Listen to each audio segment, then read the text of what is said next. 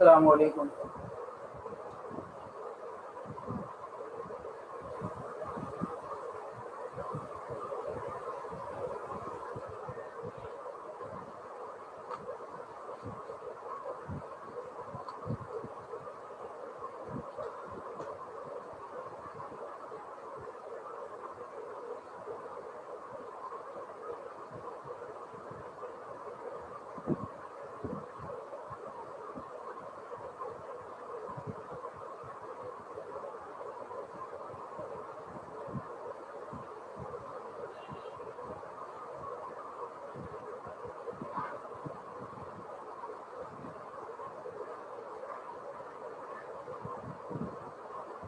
Last class में आपने quiz किया था और क्विज से जस्ट पहले मैंने आप लोगों से NFA टू DFA स्टार्ट करवाया था, उसके 2 क्वेश्चन लगाए थे, तो वहीं से कंटिन्यू करेंगे हम। NFA टू DFA कन्वर्जन जो हमने स्टार्ट की थी, तो हम वहीं से कंटिन्यू करेंगे। हमने 2 क्वेश्चन कर लिए थे NFA टू DFA के, जिसमें एक क्वेश्चन में डेड स्टेट का जो इशू आ रहा था वो रिजॉल्व हो रहा था, और एक क्वेश्चन के अंदर जो कि डेड स्टेट के अलावा जहां मल्टीपल ट्रांजिशन हो रही थी वो इशू आ रहा था। वहीं से स्टार्ट कर रहा हूँ मैं। लास्ट जो क्वेश्चन करवाया था उसी से, ठीक है। तो अगर हमें ये क्वेश्चन दिया जाए NFA टू DFA,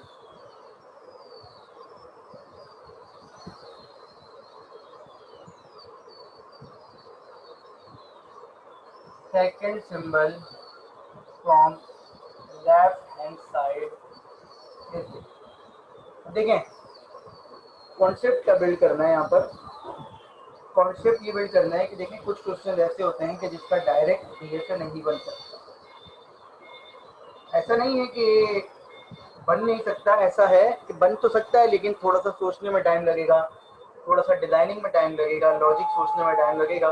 तो इस तरह के जो क्वेश्चन होते हैं उसके लिए अच्छी प्रैक्टिस क्या होती है कि हम उसके लिए NFA बना लेते हैं। जैसे आपके सामने एक क्वेश्चन दिख रहा है, ये बड़ा आसान सा क्वेश्चन लग रहा है देखने में, और इसका DFA भी मैं डिज़ाइन करूँगा। कैसे करूँगा ये देखिए। पहले अगर मैं लॉजिक बिल्ड करूँ भाई ये क्वेश्चन है क्या, तो कह रहा है लेफ्ट हैंड साइड से जो सेकंड सिंबल है वो A होना चाहिए। तो इसका मतलब है दिस इज लाइक दैट, ये देखिए।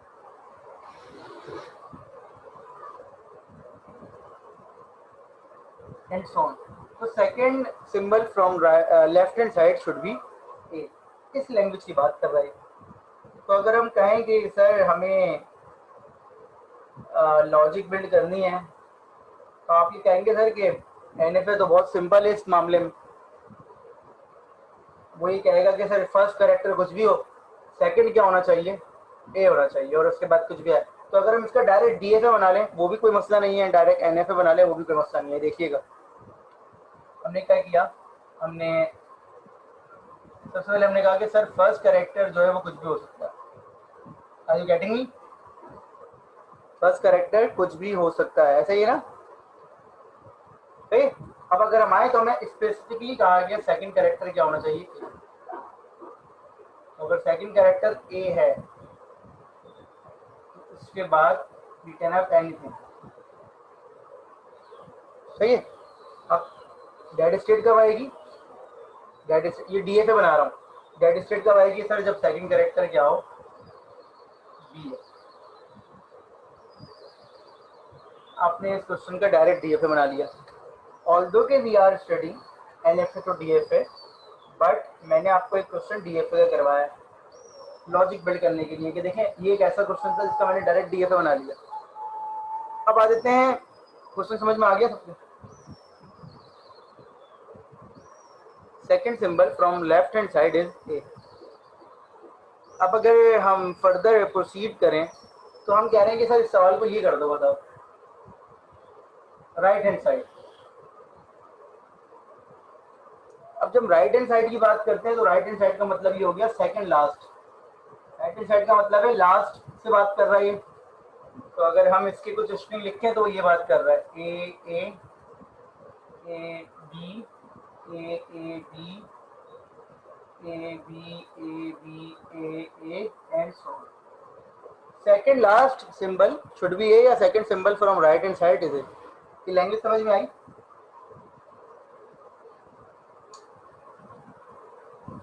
ये लैंग्वेज समझ में आई? अब अगर इस लैंग्वेज के लिए आपसे कहा जाए कि सर आप DFA डिजाइन कर दें, तो आप में से कितने स्टूडेंट समझते हैं कि ये DFA वो डिजाइन कर सकते हैं?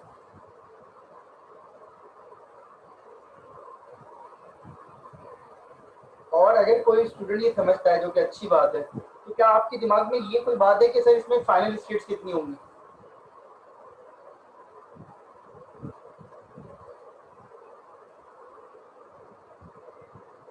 अगर इन केस आप ये समझते भी हैं कि आप ये DFA डिजाइन कर सकते हैं, तो आप क्या थोड़ा आइडिया लगा के मुझे ये बता सकते हैं कि इसमें फाइनल स्टेट्स कितनी होंगी? एनीवन, एनी आंसर, कोई भी आंसर हो सकता है, चाहे वो सही हो या वो गलत हो, आपको तो बस आंसर बताएं। जी बेटा,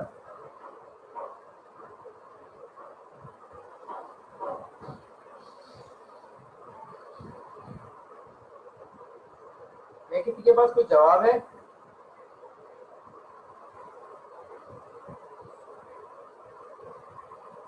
इनफाइनाइट होंगी आई गेस, इनफाइनाइट स्टेट्स। बेटा मैं फाइनल स्टेट की बात कर रहा हूँ, ऑटोमेटा तो होता ही फाइनाइट स्टेट्स के लिए।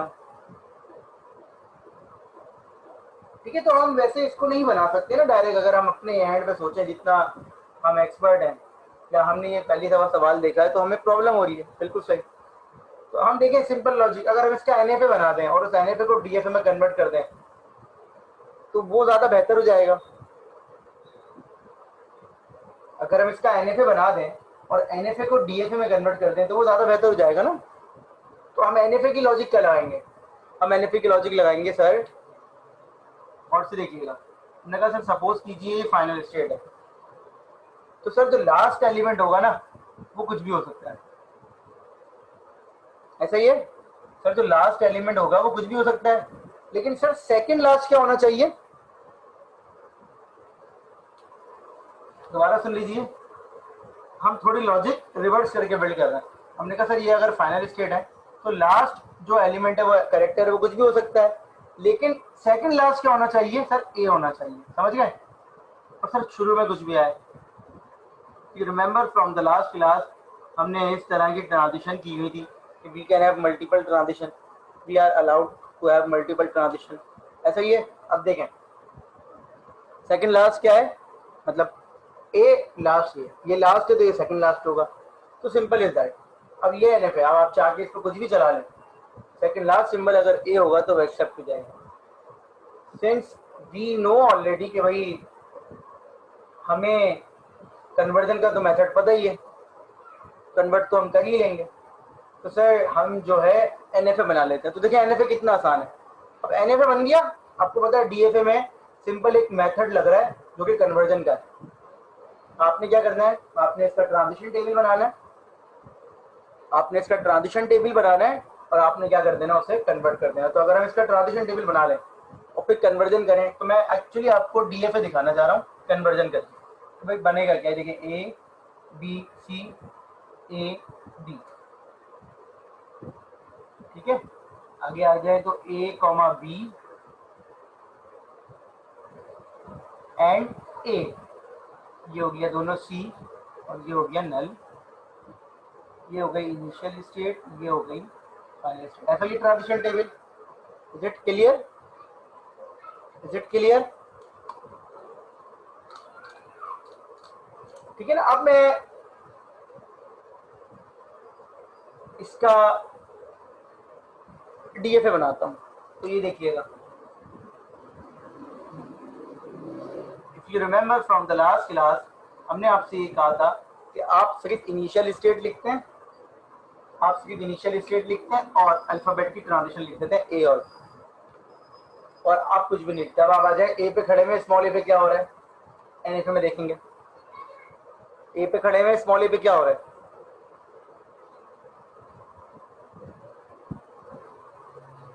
A पे खड़े में स्मॉल a की ट्रांजिशन क्या कर रही है, AB। ए और बी दोनों पे जा रही है, ऐसा ही है। तो मैं यहाँ पर ए बी नाम की एक नई स्टेट डिफाइन कर दूंगा। इसी तरीके से ए पे खड़े हुए स्मॉल बी पे कहाँ जा रहा है, ए पर। ए पे खड़े हुए स्मॉल बी पे कहाँ जा रहा है, ए पर, ऐसा ही है। अब डीएफए का रूल क्या है कि हर स्टेट कंप्लीट होती है। तो अगर मैं इतना डीएफए चेक करूं तो इतने डीएफए के अंदर मेरे अंदर दो स्टेट है, ए बी और ए, जिसमें से ए कंप्लीट हो चुकी है, ए बी स्टेट जो है वो अभी कंप्लीट नहीं है। तो मैं यहाँ ए बी लिख दूंगा। मैं यहाँ पर पाबंद हूँ ए बी लिखने का, क्योंकि मुझे हर स्टेट डीएफए में क्या करनी होती है, कंप्लीट करनी होती है। मुझे हर स्टेट डीएफए के अंदर कंप्लीट करनी होती है। तो I am not writing B और सी हेयर, बिकॉज मेरे पास जो स्टेट बनी है वो ए बी है। Is it clear? इसलिए मैंने यहाँ पर ए बी लिख दिया। ये बात समझ में आ गई? अब ये सब कुछ लास्ट क्लास में हो चुका है। अब ए बी स्टेट जो है मुझे उसको कंप्लीट करना है। दोबारा रिपीट कर रहा हूँ, ये ए बी यहाँ से उतार के यहाँ लिख दिया, क्योंकि मेरे ऑटोमेटा के अंदर ए बी नाम की स्टेट है, बी और सी नाम की स्टेट नहीं है अभी। Is it clear to all of you? ये बात याद है सबको?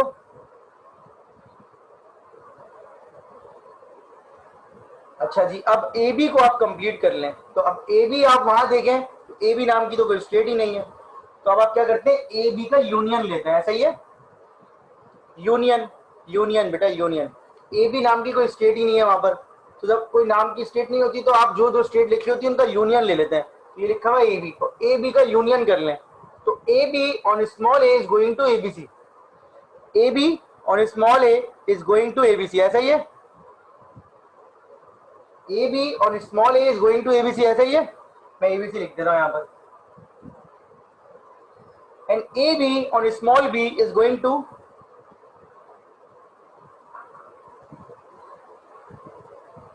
ए सी। अब आप मुझे बताइए, राइट हैंड साइड पे आपने दो स्टेट कंप्लीट कर ली हैं, क्या मजीद स्टेट है जो कंप्लीट नहीं है? बिल्कुल, एक ए बी सी है और एक कौन सी है, ए सी। जो जो स्टेट बनती रहेंगी वो मुझे कॉपी करके यहाँ लिखनी है, क्योंकि मेरे ऑटोमेटा में मेरी बेसिक रिक्वायरमेंट क्या है बेटा, मेरी बेसिक रिक्वायरमेंट यही है कि हर स्टेट कंप्लीट होनी चाहिए। तो यहाँ देखूंगा, वहां नहीं देखूंगा। मैंने यहाँ देखा यार एबीसी तो नहीं लिखी हुई, लिख दिया। तो यहाँ से उतार उतार के यहाँ लिखना है। कोई चीज रिपीट हो रही है तो नहीं लिखो, जैसे यहाँ पर ए रिपीट हुआ था तो ए दोबारा नहीं लिखा, देखो ए कंप्लीट हो गया। अब आ जाए एबीसी। तो अच्छा, sequence doesn't matter, sequence matter नहीं करता, ऊपर लिख दे नीचे लिख दे कोई फर्क नहीं पड़ता।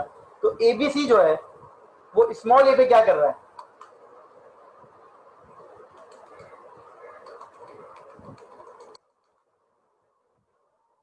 एबीसी और small A is going to ABC, ऐसा ही है। अच्छा जी, ABC on small A is going to ABC. इसी तरीके से ABC on small B is going to AC. किसी भी चीज के साथ नल का यूनियन होता है तो वो नल खत्म हो जाता है, वो चीज आ जाती है। अब देखिए मजीद कोई स्टेट नहीं आई, मजीद कोई स्टेट नहीं आई, तो मैंने देखे कुछ भी नहीं लिखा नया, एसी ऑलरेडी लिखा हुआ था। अब AC on small A is going to A B. AC on small a is going to AB and AC on small b is going to A. अब बताएं कोई स्टेट ऐसी है इसके अंदर जो कंप्लीट ना हो, राइट हैंड साइड पे टेबल के इंडेक्स में नहीं है, ऐसी कोई स्टेट नहीं है, सारी लिखी हुई है। ऐसा ही है, ये मेरा ऑटोमेटा बन गया। अब मुझे समझना है कि सर ये ऑटोमेटा जो मैंने बनाया है क्या ये सही काम करता है नहीं करता, उससे पहले हमें ये डिसाइड करना है कि फाइनल स्टेट कहाँ होगी। तो उसमें फाइनल स्टेट थी सी, ऐसा ही है, उसमें फाइनल स्टेट थी सी, ऐसा ही है। इसमें फाइनल स्टेट वो होगी जिसमें सी आया हुआ होगा, उसमें फाइनल स्टेट थी सी, इसमें फाइनल स्टेट वो होगी कि जिसमें सी आया हुआ होगा। Is it clear to all of you? अब हम इस ऑटोमेटा को मिटाते हैं और अपना नया ऑटोमेटा डिजाइन कर लेते हैं जो हमें मिला है, ठीक है। तो अब हम डीएफए बना चुके हैं, तो हम उसको डिजाइन करके थोड़ा सा समझ लेते हैं क्या वाकई में ये काम सही कर रहा है, क्रॉस वेरीफाई कर रहे हैं। तो हम इसको डिजाइन कर लेते हैं। A on small a is going to AB and A on small b is going to A. AB on small a is going to ABC,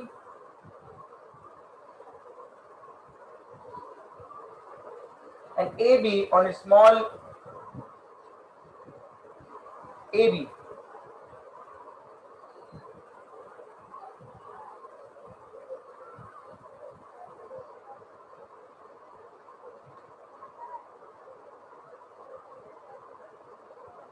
layout इस तरह से बना रहा हूं कि ओवरलैप ना हो, ठीक है।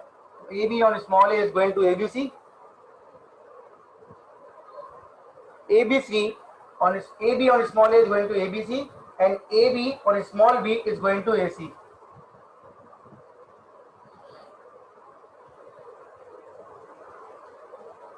सही है। अच्छा जी, अब बताएं क्या रहता है ABC। ABC on small a is going to ABC, and ABC on small b is going to AC. AC on small a is going to AB, and AC on small b is going to AB. A। अब देखिए थोड़ा सा ये complicated है लेकिन समझ लेते हैं। आपकी फाइनल स्टेट कौन कौन सी है? ये लॉजिक क्या है कि फाइनल स्टेट से दो ट्रांजिशन पहले ए लिखा हुआ होगा, फाइनल स्टेट से एक ट्रांजिशन पहले ए लिखा हुआ होगा। ये देखें, इस फाइनल स्टेट को देखें। अगर मैं इस फाइनल स्टेट पे जा रहा हूं तो इस पे आने के दो रास्ते हैं, इनफैक्ट एक ही रास्ता है ये वाला, ठीक है। तो इस रास्ते से एक पहले देखें क्या लिखा हुआ है, ए यहां पर भी, ए यहां पर भी। ये देख रहे हैं आप, दोनों जगह पे ए लिखा हुआ है। पॉइंट समझ में आया? इसी तरीके से इस फाइनल स्टेट पे जाने के जितने भी रास्ते हैं उनसे दो पहले, एक ट्रांजिशन पहले देखें वहां ए लिखा हुआ होगा। देखें, अगर अब मैं इस पे यहां से आता हूं तो यहां क्या लिखा हुआ है, ए लिखा हुआ है। अगर मैं इस पे ऐसे आता हूं, ऐसे, तो यहां क्या लिखा हुआ है, ए लिखा हुआ है। अगर मैं ऐसे आता हूं तो ए लिखा हुआ है। Is it clear? समझ में आ गया? काम सही हो रहा है ये, ठीक है। लेआउट स्ट्रक्चर जो है वो साफ सुथरा भी बन सकता है अगर आपके पास जगह हो, या आप डिजाइन साफ सुथरा कर लें, लेकिन मेरे पास शायद जगह नहीं थी वहां पर, तो मैंने इस तरह से बनाया। अदरवाइज ट्रांजिशन टेबल जो है वो ही बता रहा होता है कि आपका काम क्या हो रहा है बेसिकली, ठीक है। अच्छा जी, एक सवाल और देख लेते हैं इसका।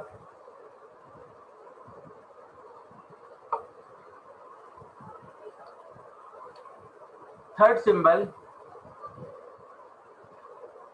From right hand side is a.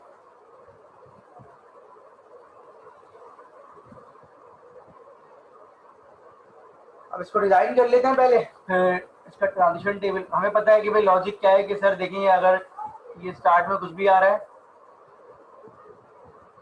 Sir third last क्या होना चाहिए, ए होना चाहिए। तो सेकंड लास्ट कुछ भी हो और लास्ट कुछ भी हो, थर्ड लास्ट क्या होना चाहिए, ए होना चाहिए। It clear? थर्ड लास्ट क्या होना चाहिए, ए होना चाहिए। समझ में आ गई ये बात? ऐसा ही क्वेश्चन है, जस्ट आपको ये बताने के लिए कि आपकी नंबर ऑफ स्टेट ज्यादा भी हो सकती है। थर्ड लास्ट क्या होना चाहिए, ए होना चाहिए। ये समझ में आ गया?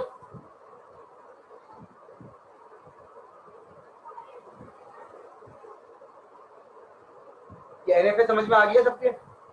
हम इसका ट्रांजिशन टेबल बना लेते हैं। ए बी सी डी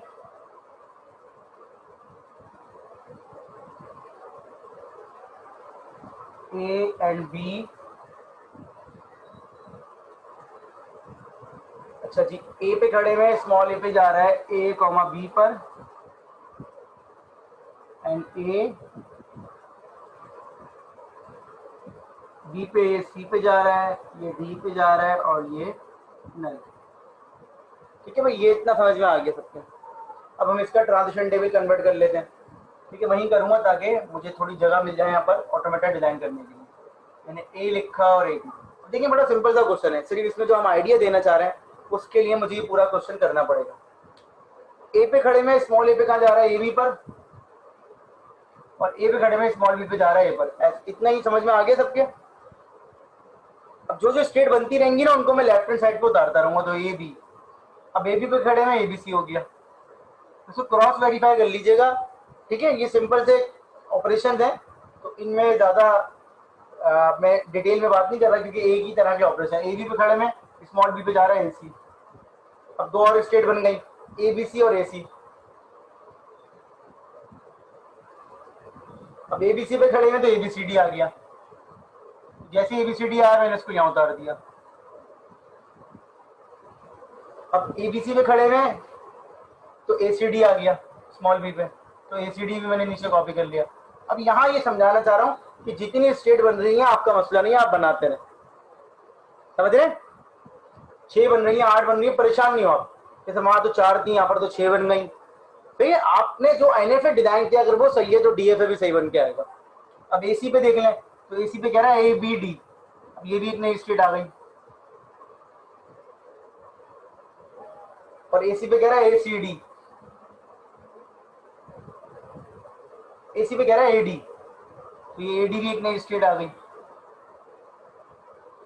अब आ जाए एबीसीडी, तो एबीसीडी पे ए कह रहा है एबीसीडी और एबीसीडी पे ए बी कह रहा है ए सी डी। ये दोनों पुरानी स्टेट्स हैं, इनको नहीं लिख रहा।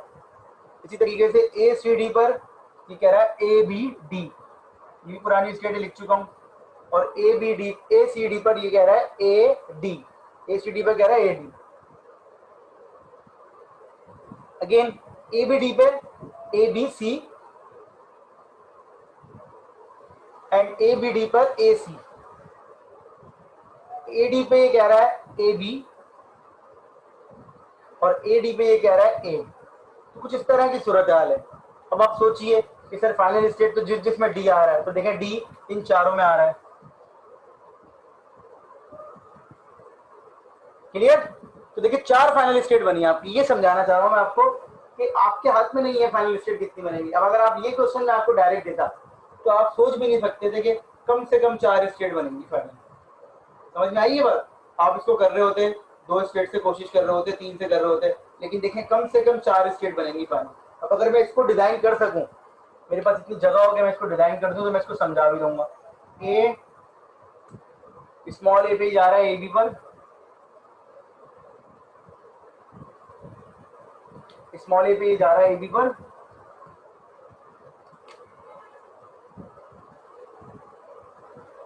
और स्मॉल बी पे ये यहीं पर ही खड़ा हुआ है। अच्छा जी, फिर आ जाए ए बी, ए बी जो है वो स्मॉल ए पे जा रहा है ए बी सी पर, और स्मॉल बी पे जा रहा है ए सी पर। स्मॉल ए पे जा रहा है ए बी सी पर,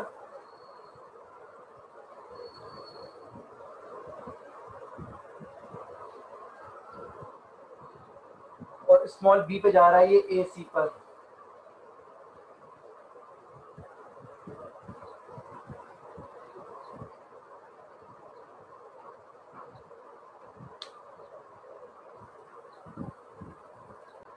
ठीक है, तो ये जो है ना, ये जहां जहां डी है वो मेरी फाइनल स्टेट है। ठीक है, अब आ जाए वापस कि सर क्रॉस वेरीफाई कर लेते हैं। तो लॉजिक क्या हमारी क्वेश्चन की कि सर थर्ड सिंबल जो है वो ए होना चाहिए लास्ट से। तो मैं किसी भी फाइनल स्टेट पे जाऊंगा और उससे 3 पहले देखूंगा, मतलब 2 पहले, कि वहां स्मॉल ए लिखा हुआ या नहीं लिखा हुआ। ये देखें, मैं फर्स्ट करें इस स्टेट को पिक कर रहा हूँ, तो इससे 2 पहले क्या लिखा हुआ है, देखें लास्ट पे क्या है वो कंसर्न नहीं है, सेकंड लास्ट पे क्या है वो कंसर्न नहीं है, थर्ड लास्ट पे क्या होना चाहिए ए। तो देखें इस पे जाते हैं, इस पे जाने का एक रास्ता ये रहा, 1 2, ये देखें 3 पहले क्या लिखा हुआ है ए, दोनों जगह पे क्या लिखा हुआ है ए। समझ में आई बात? इस पे जाने का एक रास्ता ये है, देखें तो यहाँ पर क्या लिखा हुआ है ए, ये रास्ता है, क्या लिखा हुआ है ए। क्लियर हो रही है मेरी बात? इसी तरीके से इस पे जाने का रास्ता किसी और की देख लेते, इस पे देख लेते हैं। ठीक है, ये देखें इस पे जाने का एक रास्ता ये है, तो यहाँ क्या लिखा हुआ है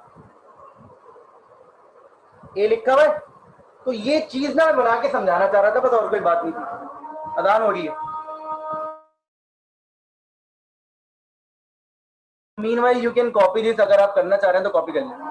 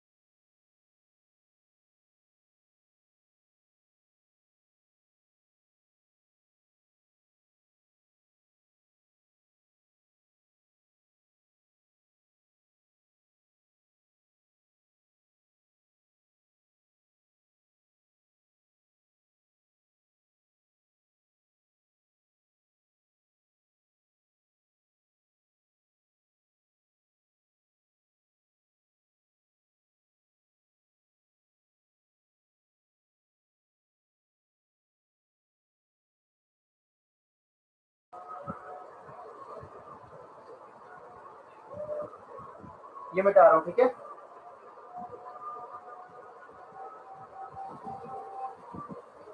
अच्छा, अब एक नया टॉपिक है, इसका इंट्रोडक्शन देते हैं, फिर देखते हैं क्या करना है। आप लोगों को याद होगा from the very first class एक रेगुलर लैंग्वेज का कॉन्सेप्ट बताया था आपको, मतलब बताया गया था, जस्ट आपको बताया था रेगुलर लैंग्वेज की चीज़ होती है। आपसे कहा था उसको जनरेट करवाने के लिए जो ग्रामर यूज होती है वो होती है regular grammar. Regular grammar use होती है रेगुलर लैंग्वेज को जनरेट करवाने के लिए, ठीक है, और उसको एक्सेप्ट करवाने के लिए फाइनाइट ऑटोमेटा यूज होता है। एक्सेप्टर है उसका कौन है? Finite automata. If you remember, finite automata में भी आपने अभी एक टाइप के ऑटोमेटा नहीं पढ़े, वो भी आते हैं, लेकिन बीच में एक चीज आती है जो कि उसके बगैर वो चीज इनकम्प्लीट सी लगती है मुझे। एक और चीज यूज की जाती है जो कि मैथमेटिकल रिप्रेजेंटेशन होती है, वो कहलाती है regular expressions. Regular expressions. What are regular expressions? Regular expressions basically is the mathematical representation of any regular language. Regular expression is the mathematical representation of any regular language. क्या होती है, कैसे होती है, बड़ी आसान सा टॉपिक लगता है मुझे, लेकिन चूंकि नया टॉपिक है, जाहिर सी बात है बहुत सारे सवाल होते हैं, तो कुछ इसके बेसिक रूल्स होते हैं। वो रूल्स क्या होते हैं वो मैं आपको बताता हूँ, लेकिन दोबारा रिपीट कर दूं, किसी भी चीज को मैथमेटिकली रिप्रेजेंट करते हैं कुछ रूल्स के जरिए, वो कहलाती है रेगुलर एक्सप्रेशन। अब रेगुलर एक्सप्रेशन क्या होती है कि जैसे मैंने अभी आपको कहा कि भाई इवन लेंथ होनी चाहिए, इवन लेंथ, तो इवन लेंथ के लिए मैं एक मैथमेटिकल एक एक्सप्रेशन लिख दूं अगर, तो उस मैथमेटिकल एक्सप्रेशन की मदद से मैं समझ सकता हूं कि ये लैंग्वेज क्या है। उस मैथमेटिकल एक्सप्रेशन की वजह से मैं समझ सकता हूं कि वो रेगुलर लैंग्वेज क्या है। तो अभी मैं इसका इंट्रोडक्शन दे रहा हूं जितना होता है, फिर ये ऐड होती है तो हम नमाज पढ़ लेंगे। ये देखिएगा, अगर मैं रेगुलर एक्सप्रेशन की 4 बेसिक रूल्स आपको बता सकूं, तो अगेन मैं आपसे फिर कह रहा हूं कि एक नया टॉपिक है तो तवज्जो रखिएगा। और दूसरी बात यह कि जब तक ये चारों रूल खत्म ना हो के कोई एग्जाम्पल ना आ जाए, तो अननेसेसरी थिंकिंग से अवॉइड कीजिएगा कि व्हाट इफ नहीं होना चाहिए, ठीक है। जब आपको डीएफए समझ में आया है, जब आपको एनएफए समझ में आया है, जब आपको एनएफए टू डीएफए समझ में आया है, तो ये भी आ जाएगा। इसका पहला रूल कहलाता है, अगर मैं इसको रिप्रेजेंट करके बताऊं, यूनियन। इसका प्लस का मतलब मैथमेटिकल प्लस नहीं है, इस प्लस का मतलब है और। उर्दू में या कहते हैं ना R1 या R2, R1 या R2। अब क्या चीज है ये? जाहिर सी बात है, what is R? R can be anything.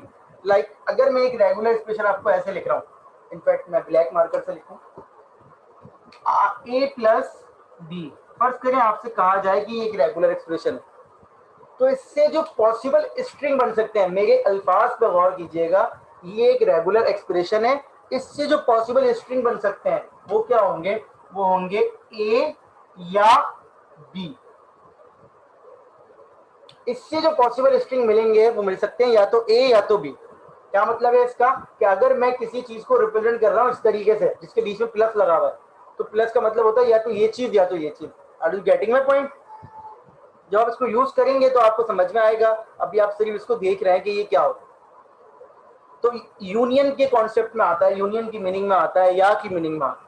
Like अगर मैं ये लिख दूं ए प्लस बी प्लस सी, तो इसका मतलब है या तो ए ले सकते हैं आप, या बी ले सकते हैं, या सी। इसका मतलब ये है कि इसके पॉसिबल स्ट्रिंग है। Is it clear to all of you? इस तरीके से एक और रूल है, वो कहलाता है R1 followed by R2। Concatenation का वर्ड जो होता है, कॉन्केट करना दो चीजों को। कॉन्केट करने का मतलब क्या होता है बेटा? कॉन्केट करने का मतलब होता है, जैसे मेरा नाम है उस्मान, तो ये कॉन्केट हुए हैं आपस में सारे वर्ड। यू के बाद एस आएगा, एस के बाद एम आएगा, एम के बाद ए आएगा, ए के बाद एन आएगा। इनकी it's not about addition, append करना जो होता है ना, वो मीनिंग होती है इसकी। मैं एक्सप्लेन कर रहा हूँ। यू के बाद एस आ सकता है, एस के बाद एम आएगा, ए आएगा, फिर एन आएगा। अगर आपसे मैं बोलूँ सर ये 5 कैरेक्टर आगे पीछे लिख दे, तो मेरा नाम तो बिगड़ जाएगा। बिल्कुल। तो फॉलोड बाय मतलब क्या है इसका? अगर मैं मैथमेटिकली बात करूं तो मैथमेटिक्स में ए प्लस बी बराबर होता है बी प्लस ए के, बिल्कुल होता है। यहां पर भी ए प्लस बी प्लस ए के बराबर है। मतलब क्या है कि यूनियन में ए अभी, इसका मतलब भी बी या ए है। तो जो इससे सेट बन सकते हैं वो इससे बन सकते हैं, ऐसे ही है। जो इससे सेट बन सकते हैं वो इससे भी बन सकते हैं। लेकिन यहां पर A B is not equal to B. क्यों? क्योंकि ए के बाद बी और बी के बाद ए आने में बड़ा फर्क है। हाँ, बिल्कुल समझ में आ गई मेरी बात। तो ये R1 फॉलोड बाय R2 का मतलब ये है कि R1 कैन बी एनीथिंग, उसके बाद R2 चीज आएगी। तो अगर मैं ये लिखूं ए बी, इसका मतलब ये इससे सिर्फ ए की साइड बन सकता है, वो ए बी हो। Are you getting my point? Something, are you getting something? कि भाई R1 फॉलोड बाय R2 का मतलब क्या है और R1 यूनियन R2 का मतलब क्या है। तो फिर रिपीट कर रहा हूं कि अगर ए बी सी लिखा हुआ है तो ये नहीं मतलब कि ए ले लें बी ले लें, तीनों एक साथ आएंगे। तो अगर मैं ये चीज लिख दूं, थोड़ा सा मेरी हेल्प करें फटाफट।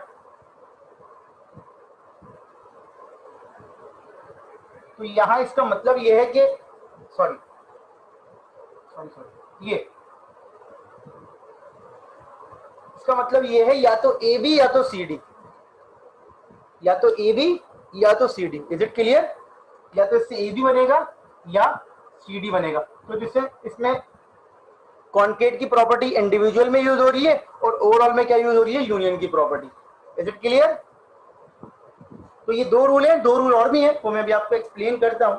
लेकिन since the meeting is over, तो एक काम कर लेते